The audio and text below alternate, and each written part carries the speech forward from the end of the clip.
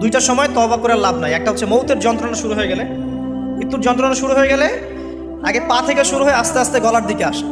হাদিসে যেমনটা এসেছে, সূরা ওয়াকিয়ার মধ্যেও আছে যে পায়ের দিক থেকে যন্ত্রণা শুরু হয়ে আস্তে আস্তে আস্তে আস্তে এই গলার দিকে আসে, এবং আত্মাটা গলার এখানে যখন চলে আসে, এখান থেকে মালাকুল মউত আত্মাটাকে নিয়ে চলে যায়।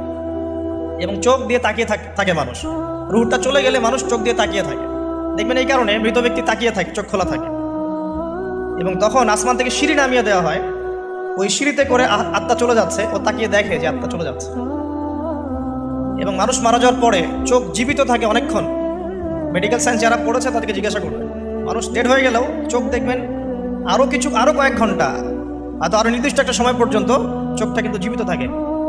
এই জন্যে চোখ বন্ধ করে দিতে হয়। যাই হোক, যেটা বলছিলাম যে মৌতের যন্ত্রণা শুরু হয়ে গেলে তওবা করে লাভ নাই, তওবার দরজা বন্ধ। আর পশ্চিম দিক থেকে সূর্য উঠে গেলে তওবা করে লাভ নাই, তওবার দরজা বন্ধ।